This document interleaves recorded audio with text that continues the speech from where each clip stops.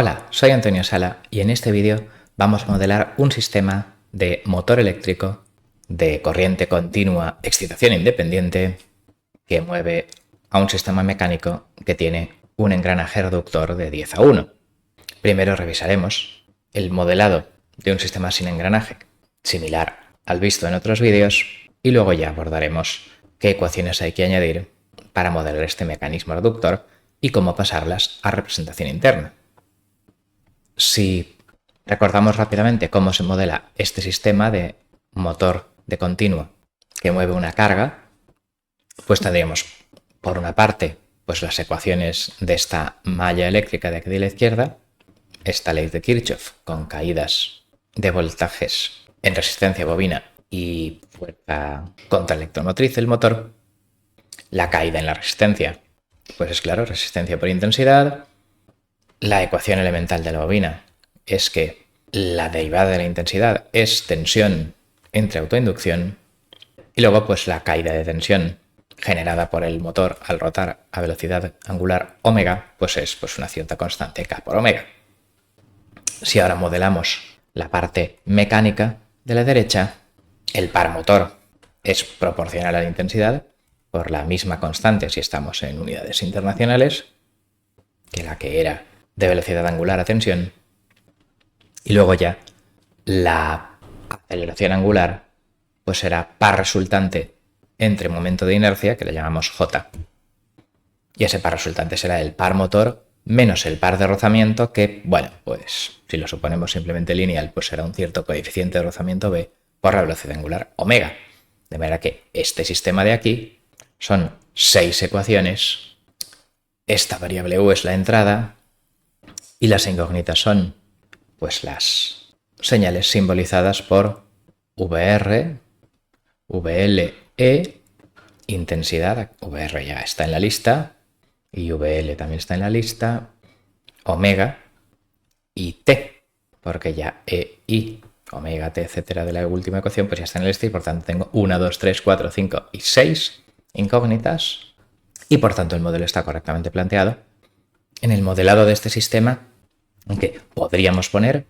la ecuación de que la derivada de la posición angular es la velocidad angular y tener una ecuación y una incógnita más, seguiría siendo un modelo matemáticamente completo. Bueno, pues yo voy a realmente suponer que esto es un sistema que será utilizado para, pues no sé, control de velocidad o algo, hacer girar cargas a cierta velocidad, más rápida, menos, yo que sé, pues como un taladro o lo que sea. De modo que, aunque esta ecuación es correcta y podría estar en el modelo, si solo me interesa la velocidad, como θ no sale en ninguna de las ecuaciones, pues no necesito ponerla para poder despejar la velocidad. Y por lo tanto, pues vamos a tener este modelo que solo modele la velocidad angular en la parte mecánica. Y este sería un modelo de este mecanismo electromecánico que, bueno, si quiero pasar a representación interna,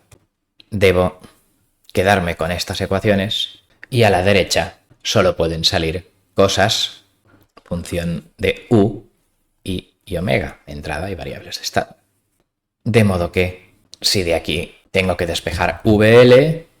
que es U menos E menos VR, y ahora reemplazando ahí E por esta función de la velocidad angular y VR por esta función de la intensidad, puedo llegar a esta expresión que me da la derivada de la intensidad, y para poner esta ecuación en forma de ecuación de estado normalizada, simplemente sustituyendo T por K intensidad, tengo el lado derecho dependiendo solo de parámetros constantes y variables de estado, y por lo tanto esta es la forma normalizada de las ecuaciones de estado del sistema, y como el sistema es lineal, pues lo puedo expresar en forma matricial si defino el vector de estado X como intensidad velocidad angular con esta expresión que vemos aquí. Con lo cual este sería el modelo del sistema electromecánico de un motor con una carga, y entonces ahora vamos a pasar a ponerle aquí una reductora, etcétera, y entonces pues va a haber un eje con velocidad angular omega 1 y otro eje con velocidad angular omega 2. Aquí tenemos la representación completa de este sistema, de modo que primero voy a copiar las ecuaciones de antes, cambiando omega por omega 1, porque va a haber otra omega 2. Aquí las tenemos. Claro, en esta copia que he hecho del modelo 1, pues claro, yo tenía como dos modelos equivalentes, uno con 6 ecuaciones y otro, la representación interna, con 2. Entonces, bueno, pues como ninguna de las variables eliminadas de E, V, R, VL, etcétera, va a salir en las ecuaciones de la parte mecánica que voy a añadir, pues yo voy a copiar como ecuación de la parte izquierda del sistema, circuito eléctrico y eje 1, pues simplemente el resumen, que es la representación normalizada de dos ecuaciones. Así, pues mi modelo final va a ser más sencillo. Y entonces ahora, en el mecanismo completo, lo que ocurre es que, claro, que sobre el eje 1, pues el eje 2 va a hacer una fuerza debido al contacto entre los dientes del engranaje, como vemos aquí en esta figura. Por acción y reacción también, pues claro, la fuerza de contacto F1,2 pues tendrá dirección opuesta en cada uno de los ejes. Significa, por tanto, que en el balance de pares sobre el eje 1, además de lo que tenía antes, debo añadir este término de aquí, digamos que he puesto menos F1,2. He puesto menos un poco pensando que cuando F1,2 sea positivo, significará que hace par en el sentido negativo. Positivo va a ser antihorario, y entonces pues voy a suponer que eso, que F1,2 va multiplicado por una unidad de longitud o algo así, que es el tamaño de este engranaje pequeño, mientras que el engranaje grande pues tendrá 10 unidades de longitud y por tanto el par sobre el eje 2 será F1,2 por 10 en esta conductora de 1 a 10 o 10 a 1, depende de qué lado lo mires. Bueno, pues ya tengo el nuevo balance del eje 1 y ahora, claro, pues en el eje 2 también tendré que poner que la aceleración angular pues es par resultante dividido por el momento de inercia del eje 2 que llamo J2. Entonces, pues aquí tengo la ecuación. Por una parte tendré un par de rozamiento menos B2 omega 2, que este menos es un poco pues eso, porque este rozamiento siempre es en sentido contrario a la velocidad, o sea que si omega 2 es positivo, pues el par es negativo y viceversa. Y luego pues el par generado por F1,2 pues será 10 veces más grande que en el engranaje 1 porque está a 10 veces más distancia y por tanto si aquí salía F1,2 por 1, aquí sale F1,2 por 10. Signo menos también porque efectivamente cuando F1,2 sea positivo, según la dirección de las flechas de este dibujo, pues entonces también empujará en el sentido negativo al eje 2. De modo que ya tendría las ecuaciones de la dinámica, pero claro, aquí he introducido una ecuación más, esta de aquí, pero dos incógnitas más, F1,2 y omega 2, de modo que si antes tenía un modelo completo, pues ahora si añado una ecuación y dos incógnitas, ya las cuentas se me estropean y entonces, pues claro, me falta una ecuación más. ¿Y qué ecuación es? Pues esta de aquí, sobre el desplazamiento relativo entre unos de otros, bueno, sobre las velocidades, en el sentido que en este engranaje, pues omega 2 ha de ser 10 veces más lenta que omega 1. Con lo cual, ahora sí, en este modelo tengo 4 ecuaciones y 4 incógnitas, intensidad, omega 1, omega 2 y F1,2, de modo que ahora sí tengo un modelo matemático completo del sistema electromecánico de motor y reductora. Con lo cual, pues ahora lo que nos quedaría sería pasar este modelo de 4 ecuaciones y 4 incógnitas a representación interna normalizada, porque lo tenemos casi, pero no.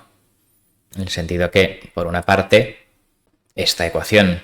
no es una ecuación con derivadas a la izquierda del igual y por tanto no puede ser una ecuación de estado normalizada. Y F1,2 no aparece bajo el signo de la derivada ni es ninguna entrada y por lo tanto debe ser eliminada.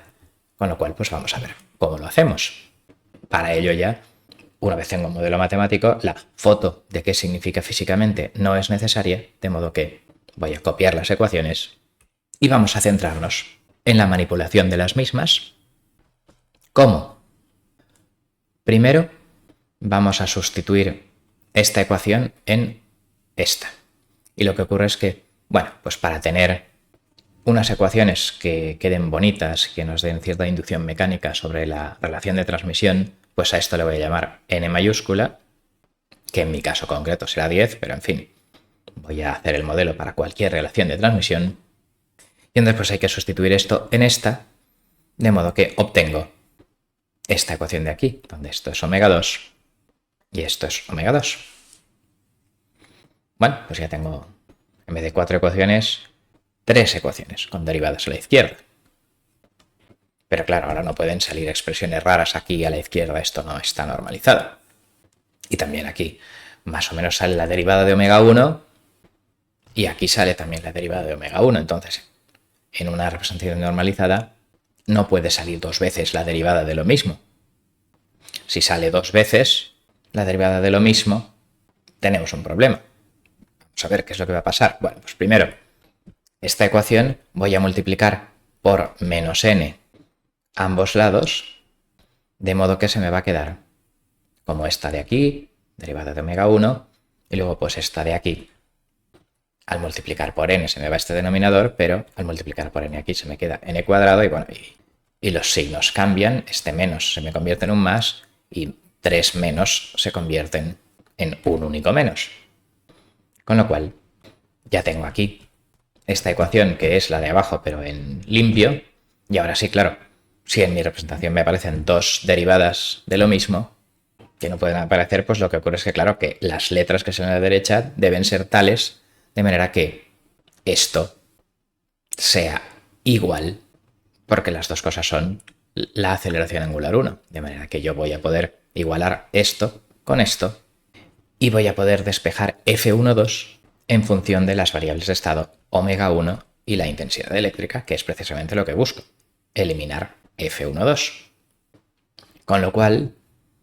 si multiplico ambos lados por J1, J2